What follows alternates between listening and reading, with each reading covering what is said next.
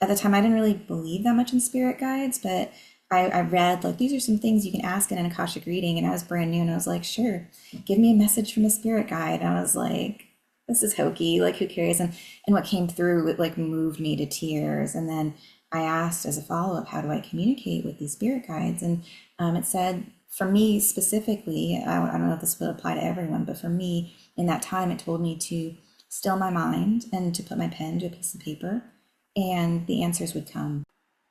Welcome back to the Power and Purpose podcast. I'm super excited for today's conversation. I have Subina Spirit here as our guest. She is an Akashic Records reader, fusion belly dancer, yogi, and spiritual guide, bridging the realms of soul and science. Thank you so much for being here. Wow, thank you for having me. Who are you and who are you not? This is such a profound question. It's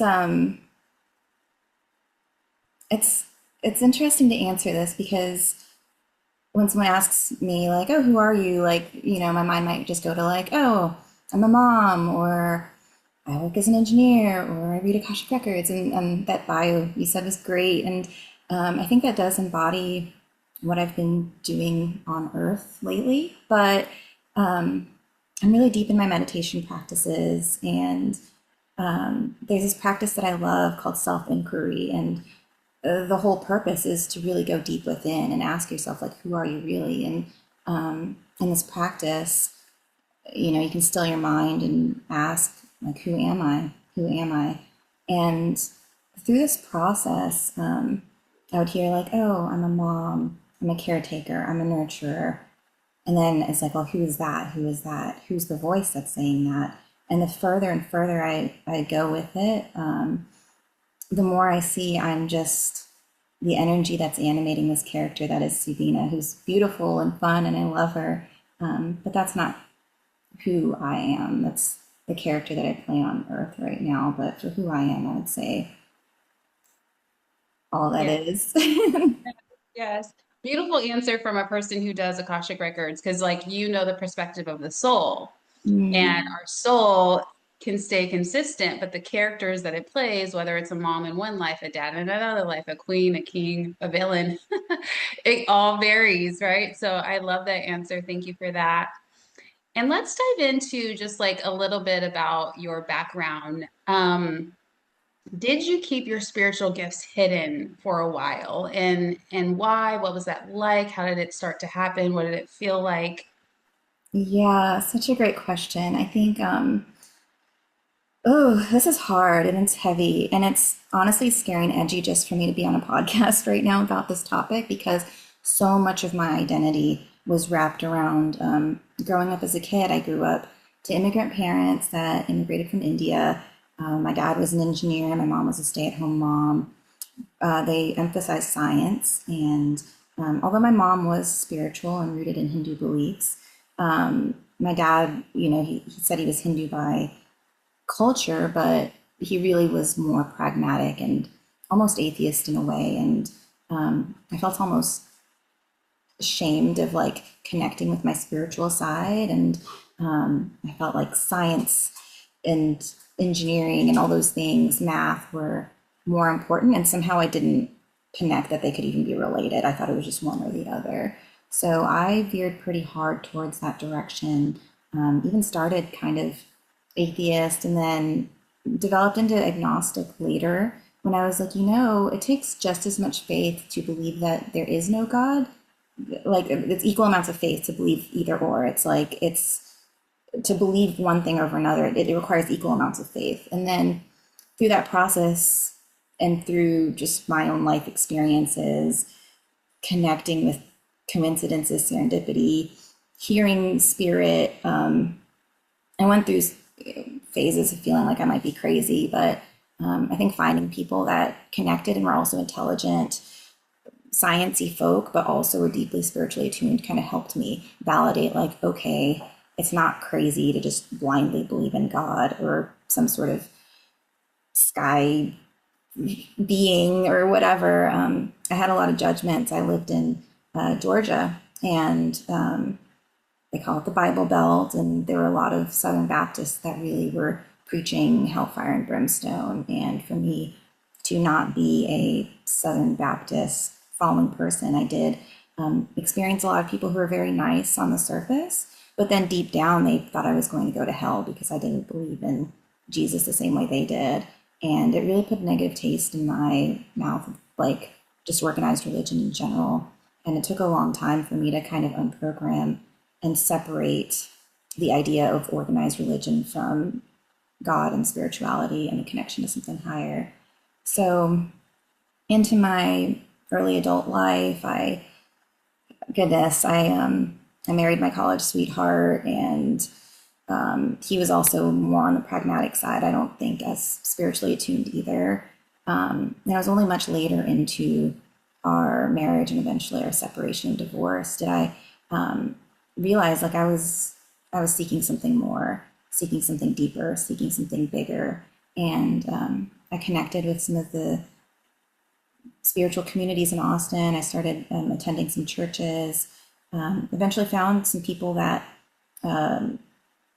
believed in afterlives in the sense of like past lives, and that was something I wanted like kept secret about myself. Like I believed in reincarnation through Hinduism, but I felt like a crazy person even saying that I believed in that. And then I found a community of people that just normalized it and talked about their past lives, just like no big deal. And when they started normalizing it, I got the courage to actually like be like, okay, that's actually what I believe. I've just been hiding it this whole time. And I eventually connected with a couple that taught metaphysics, and I would do Zoom classes through them. And again, they normalized all of these kind of things. And I learned about the nature of consciousness and really connected with the teachings. And they taught everything from we're scientists, we're doing trial and error. We're not just blindly putting our faith into something, but what we're doing is we're studying ourselves, our own consciousness through our own experiences. And it really helped my science brain kind of bridge this spiritual connection I had. And through studying through them and then my own personal breakthroughs, and I did a lot of work in somatic therapy and healing and trauma clearing, Osho dynamic meditation, you name it, I tried it. And I really did transform, and I released a lot of my old patterns and beliefs and conditioned ways of thinking, and really opened my mind to it. I can be a scientist and also believe in this other world and connect with it. And once I bridged those gaps, suddenly my communication channels opened. And again, I thought I was going crazy and I doubted my own sanity. But through just repetition and validation from others that I wasn't crazy, what I was connecting with was real. It gave me the courage to move forward and be who Yes, I it's am always a now. journey. Yeah. Yes, yes. So I'm really curious to know, did you explore some of your own past lives, or did you do any work in your Akashic records specifically around your belief systems and the challenge that you were having, like coming out of the spiritual closet, or like really owning it, or expanding into it? Or did that just happen through all the somatic work, the trauma work, things like that? I think it was all connected. I think it all feeds each other. Like, I don't think there's one golden key, like, this is the thing. I really do think that the experiences we have in the ethereal realms or the subconscious mind are directly connected to the physical, and they kind of feed off of each other. So if we have an experience in the Akashic realm, then we might see a result in the physical, and we might do something in the physical, which will then feed back into the subconscious realm, and it's like a feedback loop. So to answer specifically, yes, I did take some classes specifically around an Akashic reading that I received about a past life where I lived my Dharma and I lived my life mission and purpose, and lessons and understandings from that lifetime that I could apply to the present moment. And it was a past life, I think, in Egypt, where again, it was a similar theme of hiding behind like whatever the cultural expectations were at the time, to then finding mentors that helped open my mind, and then eventually uncovering some gifts. So it is interesting that I am kind of living a parallel to that life now. It's so interesting. Yes. It And is. I also had an Akashic Records reading where it helped me break through to the next level. I was already doing healing work. I had came out of the spiritual closet, but I was still trying to control my expansion, right? Like I was out, but I didn't want to go like too far out, you know? And it was one Akashic Records reading where um I figured out what the block was. And it was just like this belief that I had been so evil in other lives, which was true, right? But I came to peace with it. I accepted it. I didn't have to judge myself for it. I didn't have to shame this character in this life. This Vanessa had nothing to do with what's going on with the other one, right? It was more of just like that was that higher level. So experiences. I mean, there was a little bit of emotional residue because I was feeling like, okay, I'm a bad person. I'm a bad person. Like, why do I feel like I'm a bad person? And I'm also a healer right now. So I just wanted to touch on this before we get into the rest of the conversation, how powerful the work that you do can be to really help us address some of the things that I think they go beyond just being a belief, like a limiting belief. I think it's beyond just like the surface level doubt. Sometimes it really is connected to these other lives that we've had. And as soon as we can bring more awareness around it, work with it, dive into it, alchemize it, whatever we feel like we need to do, I think some people experience a breakthrough. So I just wanted to highlight that. Any thoughts? Oh, yeah, no, I want to echo that sentiment. I also had similar experiences and dove into lifetimes where I was persecuted for my beliefs. There was like, I had an experience in meditation where I was experiencing a lifetime where I was burned at the stake. Like, I could feel, like, I didn't feel the pain, but I saw the flames. And it was, yeah, being Very legitimately vivid. persecuted for my spiritual beliefs and practices. So I can see those things being something we're born in to these lifetimes with, thinking, not realizing that it's actually rooted in like a fear that our soul is carrying. And yeah, it is a process to find safety and be like, okay, different lifetime, can we can let it go. Yeah, yeah. And I just want to take a step back. So we're talking about some of the value, like the benefits of the Akashic records and getting to know our soul on this level. But for anyone who's like listening to this and they're like, what are they talking about? Akashic records? What's the Akashic records 101? What's the definition? How would you describe that? Yeah, I mean, when I first learned about it, I was told like, oh, imagine like this invisible library, this infinite library that has like all of the information of all the past lifetimes and all the future possibilities. And I would think about it like that, and it sort of resonated. And I think like a modern day equivalent might be like the internet and the cloud. And it's like, if you think of us as a simulation or whatever, there's like this overarching operating system that's like saying like you could, this is where you came from, this is where you're going, this is where you're at right now. And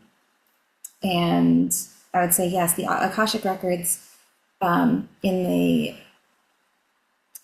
I don't even want to say traditional, I don't know what traditional is in this, but in what I was taught was yes, imagine there's this bank of knowledge and there's spirits that are guiding and watching over this information, and they're called the Akashic Records holders. And it's like they're very selective about allowing this information to go certain places. They won't give it to anyone that's not ready for it. Or if they do, they'll filter it in such a way that the person that's receiving it is ready to receive it. And it's always, it's this benevolent thing. It's not like, it's so neutral, but it's also anchored in love. Like if you could imagine this, I mean, when I'm in it, I just feel like I'm in this cloud of just pure love, like divine love. And it's not just information and knowledge and truth, but it's also love and compassion and the all. And if you can tap into this, it's not, there's no language, there's no words, it's just energies, all knowing, omnipresent field of energy. And what's beautiful is the Akashic Records holders, then if you go in with a pure heart and pure intention, and you have wisdom that you're seeking for the highest good of all, what they'll do is they'll basically take this information and put it into your subconscious mind and pull it through. So then words start coming out, but it's going to be filtered through your own vocabulary. So someone that, speaks Swahili and has never incurred, like, reached English in their life, and they have their own personal lived experiences, like, they can reach the Akashic Records and the information they give will be pure and true, but it also be in that language. Or that's one cool thing about if you have someone that's really well versed in medicine and medical terminology and stuff, and they're accessing the records, they can actually tell you medical terms and stuff. Whereas someone that doesn't have that training, they don't have that vocabulary. So they might be able to see, like, oh, it looks like an organ, but they won't have the words to actually communicate what's going on. So yeah, the records in general is that, like, infinite vast knowledge potential, and doing Akashic Records readings is being able to tap into that field and pulling that information through. So beautiful.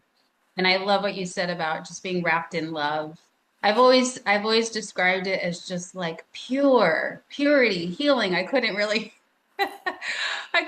like say much more than that, especially with that experience of me like addressing the evil lives or whatever that I had. But I think it was that unconditional love like coming through. Like, so even though there was this quote unquote heavy or intense information, that there was like this love that was also coming through with it. So it was just like medicine at the same time. Yeah, it's like I mean, we are, as humans, we'll categorize good and bad, but in that world, like, there isn't really right or wrong. It just is, and it's okay. And Yeah. yeah, And that's what that frequency does, that love frequency. It neutralizes what our brain is trying to say, you were an evil person. And while there might be truth to it, the universe is saying, here's this other energy, right? It neutralizes it provides the contrast. And now you can embody both. And that's what shadow work is. It is accepting our darkness so yeah. that we can merge it with the light. So I love that.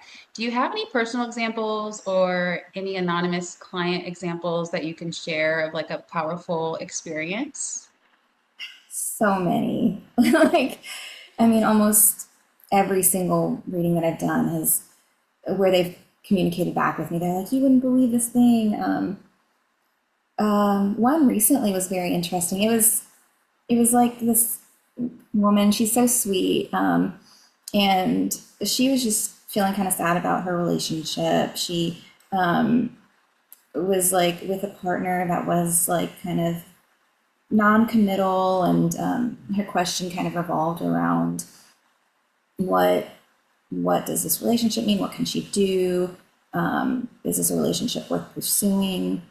And the records came back with something interesting. Instead of like, yes, do it, or don't do it, or break up with him, it was really focused on just her. And it told her to really just tune in with herself, to connect with the highest part of herself, to show love for herself. And the way it got really, really specific on exercises and things. But then this part was very interesting. It told her to basically imagine her dream life as a single woman, write down what would be amazing about that, what she would love, what she wouldn't love, then to write down a dream life with her and her current partner. And then it said, fantasize about the most perfect, amazing partner that you could ever imagine and your dream life with that person. What would that be like? And she did all of this. And she said, literally, as she wrote down this dream life, she had this breakthrough and she was like, oh, I don't know that I want to be with my current partner anymore. Like, she was really like unsure, and she's like, wow, like, maybe I don't need this relationship. And at that moment, out of the blue, he called and asked to be in a committed partnership with her. Wow. Wow. Yeah, yeah. She's even told me, she's like, girl, like, I can give you a testimonial. Like, this stuff works. Yeah. This is And what did she end up doing? Did she end up being in the committed partnership since he came back around, or did she proceed on her own? um she's been kind of going back and forth with it. I think it she's been on an up and down journey with him. And yeah, I don't know Right. if But it's at stuck. least there was some movement, a lot of clarity on her part, and Right. that's probably what her soul, her guides, her team, or however you would frame that. That was probably the medicine for her, was just to get kind of clear on like what she desires. And then even though he came back around, it's just like she's probably feeling more sovereign. I'm just guessing. Absolutely. Yeah. Okay, okay, Yeah. beautiful experience. Well, I hope you guys are like really like just taking this in, and obviously this may not apply to you personally, but it's such a special experience, and I love that the Akashic Records has been more popular recently. I would say, like, I don't know, would you say COVID kind of like That's, expanded it, or was it before COVID that this was happening more? I mean, I first heard about it around COVID times, maybe a little bit before. Like I'd heard the term, but like wasn't really drawn to it. I was just like, it's just like another hokey thing. And I kind of lumped it together with like, I don't want to downplay astrology or tarot or anything. I think those are also very beautiful, powerful tools. But to me, like all of that was just one category, and I couldn't really distinguish like one from another or how they were different. And I was just like, oh, maybe you just put in your birthday and it just gives you a thing. And, if it resonates, great. If it doesn't, great. But I did get my first reading very shortly after the pandemic, and it blew open my mind. And it was only through experiencing it. I was like, oh, this is like a living thing. It doesn't have anything to do with when you were born or anything. I mean, it really does dive into spirit connecting with the recesses of your subconscious mind. Like in my reading, I was being told things that I just thought of in the back of my mind that I told nobody anything about.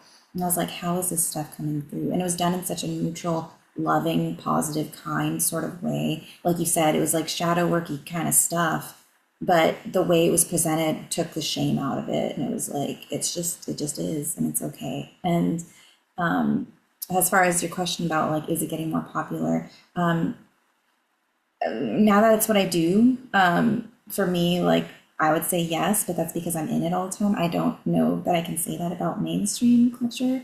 And also like our minds tend to pick up on things that might have been there all along, but because we're conscious of it, we see it more. So I pick up on it a lot just because I'm so passionate about it.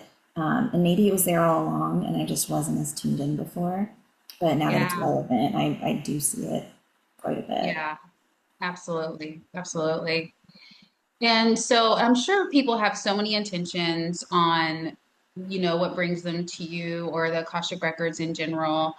But because I have a lot of conscious entrepreneurs that listen into this show, what would be some intentions or points of interest for them to dive into the Akashic Records based on, being in the conscious world, the entrepreneurship world, the business world, all of those things? It's a lot. It's big and it's heavy. I think trying to manage material business stuff with spiritual stuff can kind of get dicey. There's definitely shadowy stuff that comes up. I mean, no one's immune. Like, if you pretend that you are, then you're really not. So I think with my work, it's really especially helpful for anyone that's in this line of work to do some serious self inquiry, maybe ask about their shadows, limited beliefs, blockages. And again, you can ask about past lives and things that happen in past lives that are affecting the present moment. But you don't even have to dive into past lives. Like that's only one aspect of who we are. So much of who we are is just who we are in the present moment because we're continuously evolving. And this is kind of a collection of all those lives rooted in this here and now. So asking for your soul blueprint, where you're at in this time. You can ask for advice from guides of what you're not seeing, maybe areas that you could put more focus into, or if you're feeling stuck somewhere, maybe advice for how to get unstuck. Yeah, oftentimes I just ask, like, what am I not seeing that I need to see? Or it can be really specific, and that's another beautiful thing about these questions. You literally, I ask the Akashic Records holders a question, and then they come back with like a long, drawn out, multi paragraph 20 or anywhere from like 3 minutes to 10 minutes on their response to that question. So the question can be as specific or as vague as you want. And I find that when the question's really vague, the answer is really vague. When the question is really specific, the answers actually can get surprisingly specific too. So yeah, I'd say those are some points that a conscious entrepreneur can start with, but also, yeah, personal stuff too, and it's all connected. Yeah. Yeah. Yeah. And from your experience, do you see that this work also allows people to understand their abilities, their gifts, their skill sets? Does that typically also just, it's like one of the benefits that might come through? Absolutely. It was really through one of my first Akashic Records readings I even learned that I could communicate like reliably with spirit. Like before, it was kind of like an intuition and voices. And one of the readings I received from another practitioner encouraged me to, because I was like, one of my questions was like, who are my spirit guides? How do I get in touch with them? And at the time, I didn't really believe that much in spirit guides, but I read like these are some things you can ask in an Akashic reading, and I was brand new, and I was like, sure, give me a message from a spirit guide. And I was like, this is hokey, like who cares? And what came through, it like moved me to tears. And then I asked as a follow up, how do I communicate with these spirit guides? And it said, for me specifically, I don't know if this would apply to everyone, but for me in that time, it told me to still my mind and to put my pen to a piece of paper, and the answers would come.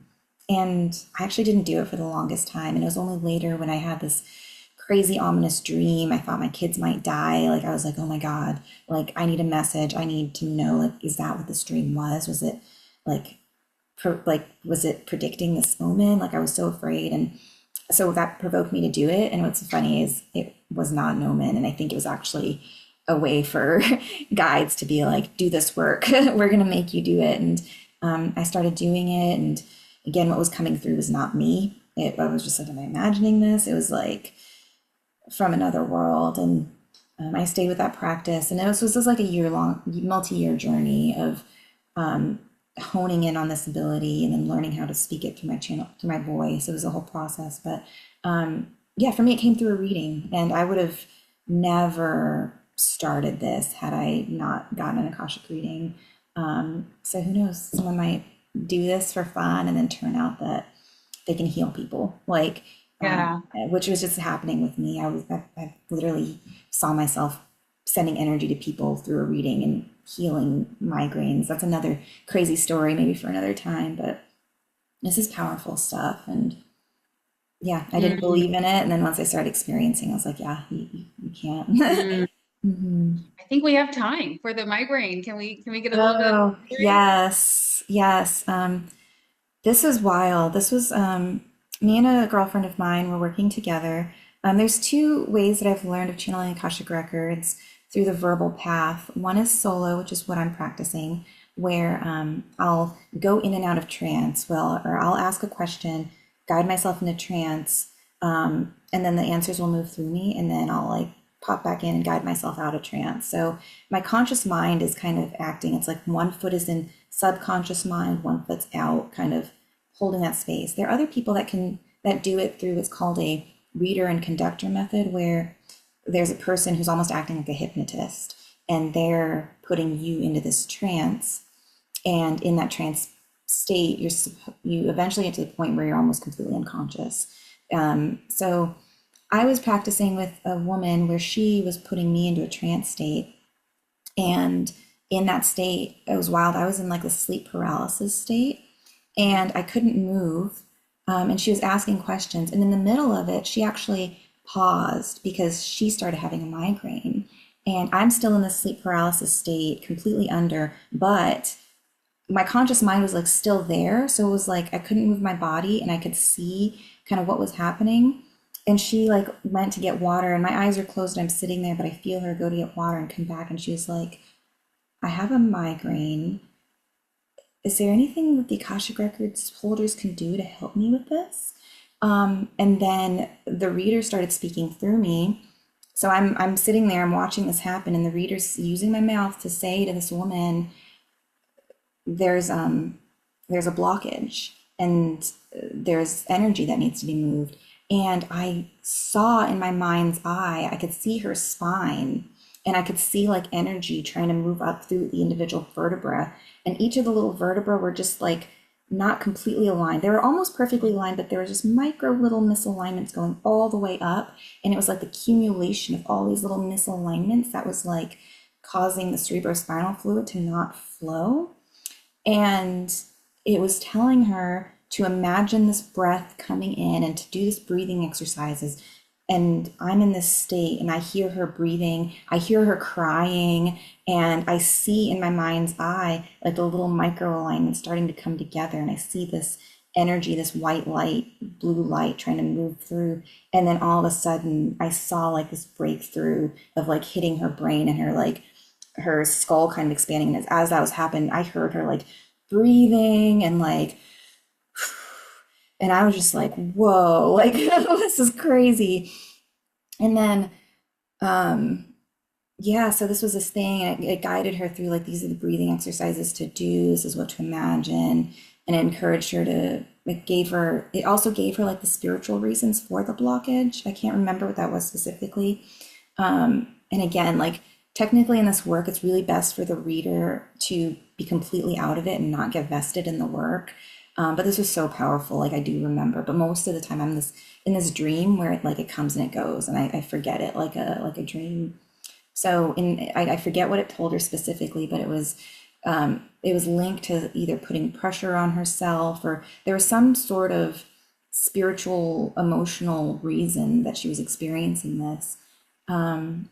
So after she brought me out of the trance, I was just like, what was that? And we talked about it a little bit. She was still like, I can't believe that happened. And we talked about it the next day, her migraine was still gone. And she was like, she apparently had been a lifelong sufferer of migraines and told me that when they'd come in, it'd be so debilitating that she would have to lock herself in like a dark room and she'd be just like out of contact with the world for like a couple of days.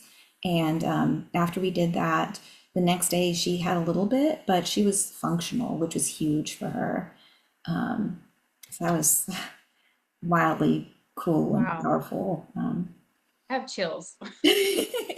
Yeah, That is very powerful. Thank you so much for sharing. yeah, yeah. And kind of to go back to you and your experience, you moved through a lot of fear and perfectionism, through your journey, coming into your abilities and your gifts.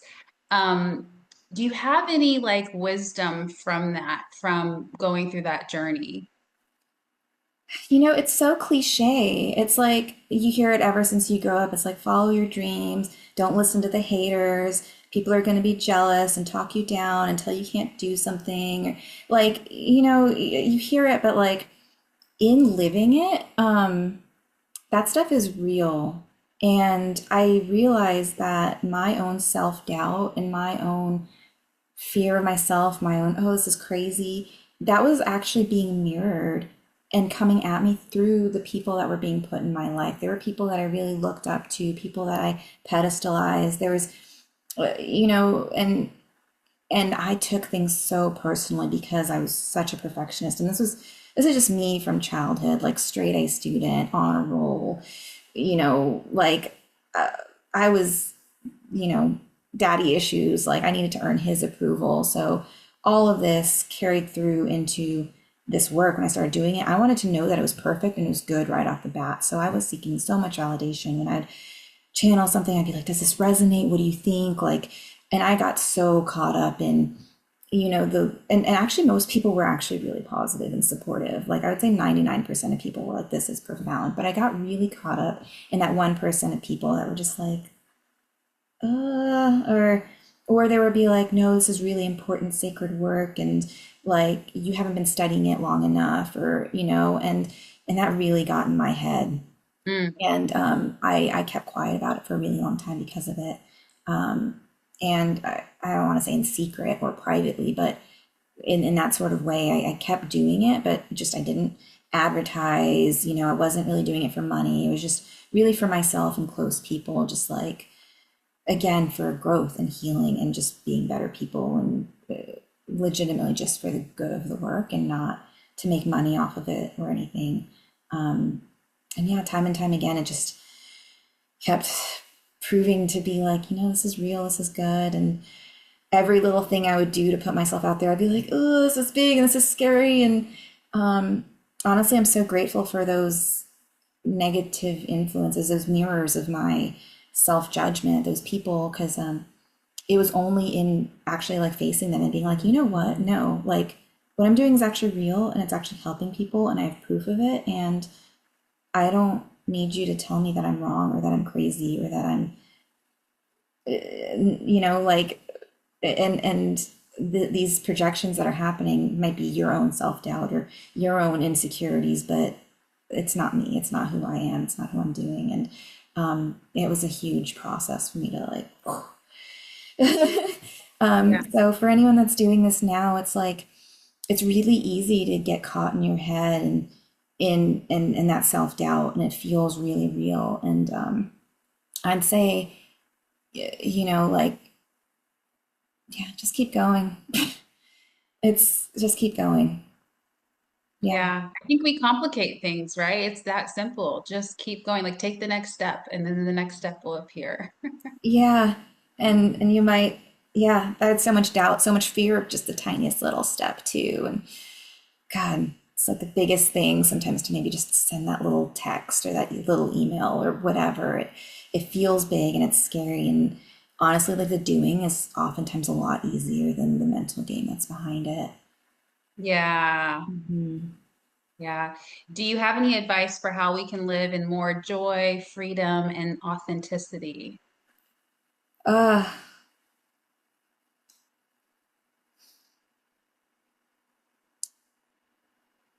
letting go of things that we're attached to that we think are so important that we're willing to be miserable over. Mm. I realize looking back on my journey, I was holding so tightly onto people that I looked up to, career aspirations, things that I thought I needed, cultural expectations, relational agreements, things that I felt committed to and bound to. The sense of duty, the sense of loyalty, the sense of I have to be a certain way because this is who I am, this is what I've committed to. And the biggest journey for me was taking a step back and realizing that those things were actually keeping me from actually being authentic and true to myself. It was like this ego character that I've created. She was the one that needed that relationship or needed that friendship or needed that title. But the higher self within me isn't attached to any of that. Like that higher self is sees a whole different landscape, and it's like sometimes clinging to that thing is what's keeping you in that thing that you don't even realize is causing you suffering. And for me, and I'm not perfect, like I'm still holding on to things, it's a lifelong thing, but actually, like, the records did give me that power to actually walk away from certain situations that I was holding on to so tightly, and take a couple of those next leaps. And as soon as with love, was like, okay, goodbye to this aspect of my life. Again, you hear it in spiritual circles, like, your frequency will repel the things that aren't attracted to you, aren't good for you, and attract the things that are. It is so true. And it's, again, that cliche hokey stuff, but it's true. As soon as you align to your own higher self, as soon as you align to something that's bigger than you, the life circumstances, the people, things just start showing up, and just go for it. I found that one of my readings told me, like, I asked, like, that voice in my head, like, how do I know that it's speaking to me true? Because, like, sometimes you can have, like, the devil and the angel, and I was like, who do I know? Like, how do I know who I'm talking to? And it told me that the quality of the information you're getting, you'll feel it in your body. And if it's like this flat, two-dimensional, like kind of voice, that's not the devil, but that's like your ego. That's what's keeping you down. But when your soul lights up, when you think of a thought and your whole body lights up and your being lights up, And then that other voice is like, no, no, no, don't do that. Like, it's actually that lighting up feeling that, like, ooh, like, I'm excited about this. Like, that's actually the voice to follow. And I lived my whole life not following that voice. I was like, oh, no, no, I can't have that. Or, oh, no, no, that's not okay. Or, oh, no, no, that's not safe. And the changes happened when I was like, oh, okay, okay, crazy voice that's really excited about that thing. I'm gonna go for it. Like, my conscious mind is saying, like, this could end badly, but you're not going to see changes in your life if you don't do something different than what you've been programmed to do your whole life. Like, you're not going to see differences until you're like, okay, I'm going to do something different. And this voice is saying, go for this thing. So yeah, go for those crazy ideas. And oh my God, that aspect of your life might fall apart. I'm not saying burn all the bridges right now or whatever. And maybe that's what you need to do. But like, eventually following those little trickles of glimmery, happy thoughts, like, did eventually lead me to making some decisions that put some people off or put some things on edge. And honestly, like, what it brought in though, the new relationships, the new friendships, the new, even some old friendships rekindled in a certain way. Like, my life is so much more joyous and more fulfilling now. And I mean, I still work a day job as an engineer, and for the longest time, I hated the idea of a corporate job, but like, I have a lot of fulfillment in that job now too. It's like, this is what I do in my 9 to 5, and actually, I find joy in even some tedious, mundane things and helping people in that world. And it's like just changing my perspective and changing my beliefs. It's like, for the longest time, I was like, I don't want to be stuck in the corporate world. And it's like, if that's my mindset, like, of course I'm going to be miserable, but Right. yeah. Yeah. So, We need light workers in the corporate world still. We do. I've gotten that message so many times when just with clients, like it'll come through for so many people. And like looking back on like like some of the messages that were consistent for different clients across the board, different everyone in different lifestyle. And sometimes that was the message that spirit was passing on to them. So yeah, yeah. and for you, if you feel like there's alignment there, I love that you can dance in both of those worlds. And it's funny because like even being a Akashic Records practitioner, you're dancing in between both worlds of like the 3D, right? And that those other levels of those other dimensions. So I think it's so beautiful. And as we start to wrap up, we have all of your info in the links below in the description box below. Is there anything about your work that you just want to communicate or to talk about briefly before we wrap up? Um, I just think it's really beautiful. And again, it's so hard to even put into words how powerful it is, especially in the realm of healing work. Like, everyone has the next thing that's going to change your world. So, I just say, like, I don't want to push it, but if it does feel like there's something that's drawing you to it, then just give it a try, and Yeah. your life could change for the Yeah, I better. think that Yeah. beauty that you're describing holds a lot of reverence and beautiful energy. I think the right people will feel that who hear this Nice. message. So, yeah, Nice. her Instagram link, her Facebook link, her booking link, I think even your link tree, it's all here in the show notes. So, thank you so much for your time, your energy. Is there one quote or even a book recommendation about past lives or anything? One little last tip before we go. Oh, goodness. Tips. I think this is not even to do with Akashic Records readings. One thing that was really powerful for me and really accessible is like Joe Dispenza's work. I got into breaking the habit of being yourself, and Mm, that kind of really helped me in just changing some of my mindset and stuff. I don't that see was a him as great like a book. spiritual guru or anything like that. Like, don't pedestalize anyone, not even as, yeah, don't pedestalize me, any sort of spiritual worker, but Anyway. no, the truth is within. Uh, but yeah, some of his tips and tricks for just breaking patterns and things, I think is really helpful for anyone that's, Yes. yeah. Yeah. I felt like your hype man for a moment because I'm like, yeah, don't trust anyone or It's true. don't idolize. I'm like, yeah, yeah. Yeah, So no, I mean, I I, hear I'm people. so glad you're saying that because like right now there's just a lot going on. So everyone needs to be sovereign. You can be inspired by people all day long. I'm inspired by you and like everyone else that I'm working with or collaborating with. But yes, stay in your sovereignty. I'm just gonna second that. So Yes, we yes. wrap up. I think Yeah, that's thank my actual nugget is follow yeah. your own intuition, even if you get a reading and something's not your intuition above all else. Mm-hmm. Yeah. And so it is. All right, everyone. Namaste. Have a great day. Thank you.